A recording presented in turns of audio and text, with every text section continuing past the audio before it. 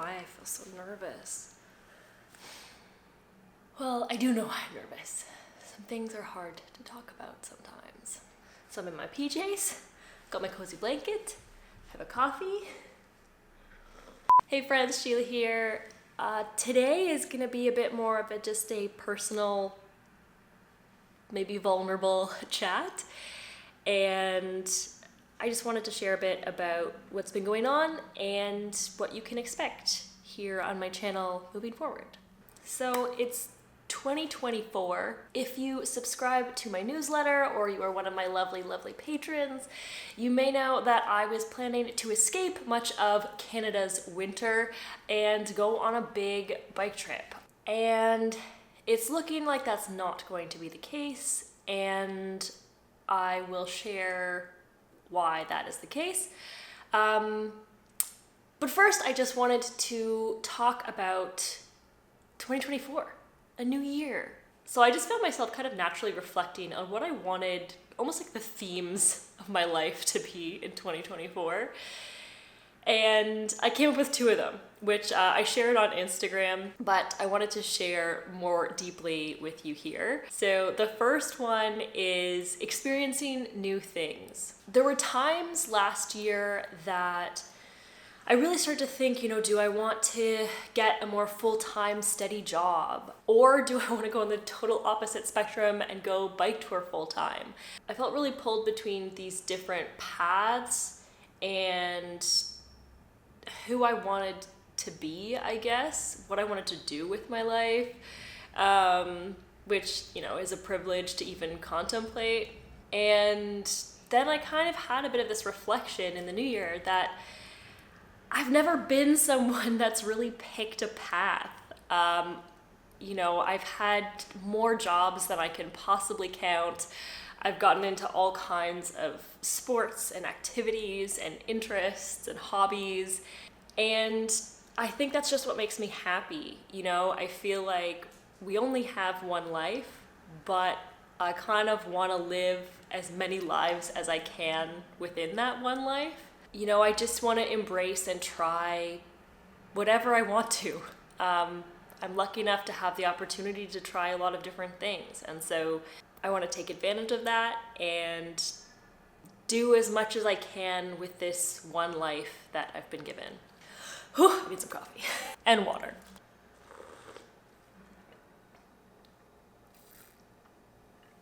Now the second theme may seem counterintuitive to the first, but I swear they go together. The second one is that I want to embrace my inner sloth. Sometimes I get down on myself, and I think a lot of us do, not feeling productive enough, not feeling like I'm doing enough, especially when, I'm a bit of like an entrepreneur, I guess. I have my channel, there's always a million things I could be doing. And I have some friends and family who are so dear to me who truly seem like Energizer bunnies. They just never tire. It feels like they're always doing something, and they love always doing something. And I have just come to accept over the last year that that's not me. I really need my downtime. I really need to be lazy. And I also want to redefine the word lazy. I think we think of ourselves as lazy when we're just taking a well-deserved break. So I just want to keep being kinder to myself, giving myself that time to rest. I even found when I started bike touring, I saw these people that were doing, 6 or 7 days on and 1 day off and, biking 100 or 200 kilometers a day. And I felt like that's what I had to do, and I felt like I was kind of failing whenever I didn't do that. And then I soon realized that I can't do that. I don't want to do that. That's not my style. I'm just a slow-moving person. I like to take my time, and I need a lot of rest. I need rest days on the road. I need rest days at home. And I just want to embrace that and honor that, because I know that when I actually give myself that, when I have those moments of productivity and energy, I have more of them, and I'm more able to invest in them when I give myself true time to rest. So I want to do all the things, and I want to do none of the things. Those are my themes for the year. If you have any themes or resolutions or just thoughts going into this new year, I would definitely love to hear them. So definitely let me know in the comments. So those are kind of my themes of the year. But, you know, what does that mean for the channel? I have been kind of reflecting on my YouTube channel and what kind of motivates me. You know, the thing that gives me the most joy is when I get a message or I receive a comment and somebody's like, thank you so much for this video or for your channel. I've really wanted to go on a big bike trip and now I'm planning it, or I have planned it, or I just did it, and your videos really helped make that happen. That, like, every time that happens, it just like makes my day. So thank you so much to anyone who sent a message like that, or just for you for being here. You know, it means so much. The flip side is like there is I don't know, a dark side or a cost or a weight to sharing videos online and to being online, and that is, you know, negative comments, and those can be really hard, and I'm still like figuring out how to deal with those. But I do feel like those comments and that feedback, it has altered a bit the way that I make videos sometimes and the way that I'm able to fully be myself. You know, if you go back and watch some of my old videos, you know, at that point I was making videos about nutrition. Nobody was watching them, it felt like very few people were watching them. And so I was just having a lot of fun, and I wasn't worried about what people were gonna say or anything like that, because, you know, so few people were watching. And I'm still, you know, a small creator, but I do sometimes get those comments of people being critical of things I say or the way I do things. And I think what that's meant is that sometimes I censor myself. In life, I would say I'm a very curious person, I'm a very goofy person, and I'm not afraid to hide that. But online in this space, it's kind of, sometimes people can be critical of what I say or the way I do things or the way I make my videos. And I wish I didn't take it to heart, and I try not to, but I feel like some of it has kind of seeped in.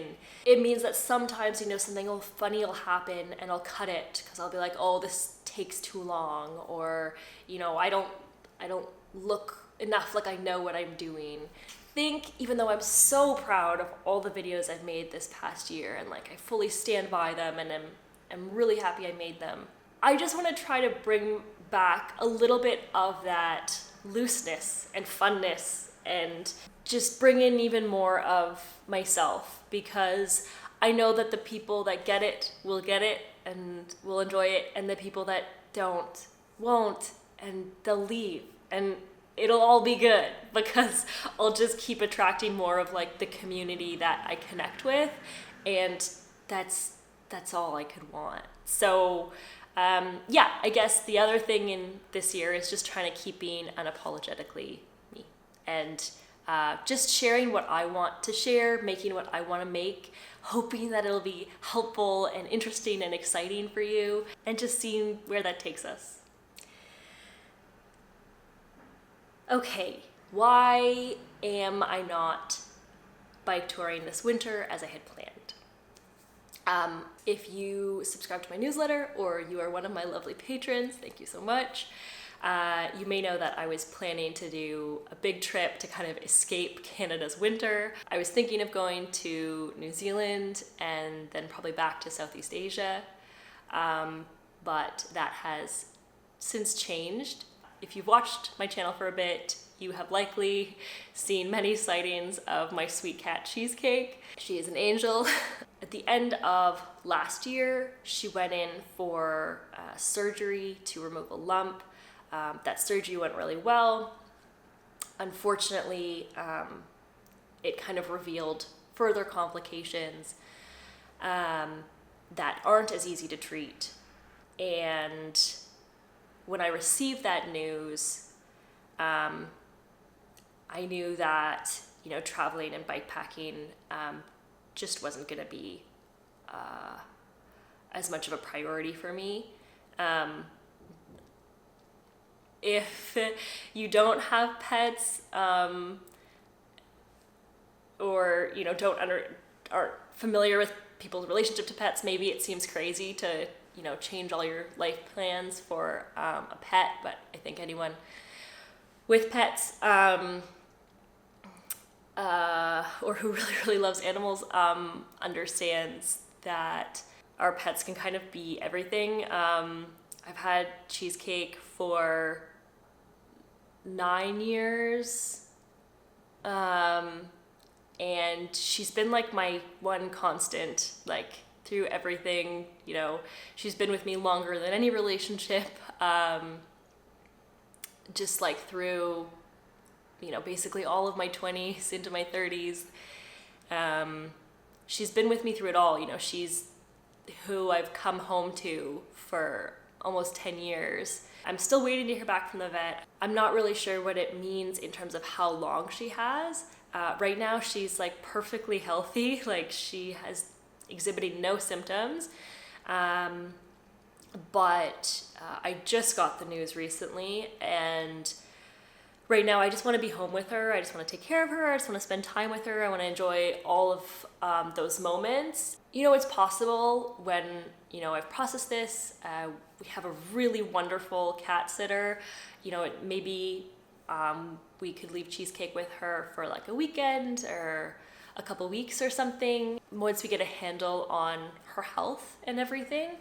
But for right now, I just kind of put all those plans on the back burner. I believe I will get to New Zealand one day, get back to Southeast Asia one day, get to all the places I want to go one day. But right now, I just really want to focus on being home with Cheesecake. So I won't be on the road for the next little bit. That's okay. I really am just happy to have the chance to be home and take care of her. But it is a little nerve-wracking when I have this channel where I want to share my adventures with you, and I might not have as many adventures this year. We'll see. But there's still so many learnings and tips and things that I want to share to hopefully help you on your own bicycle adventures.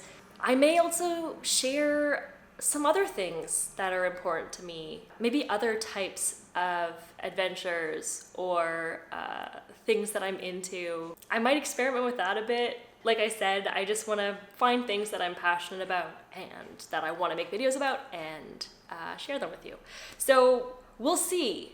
I wish I could give a clearer picture of what this channel is going to look like this year.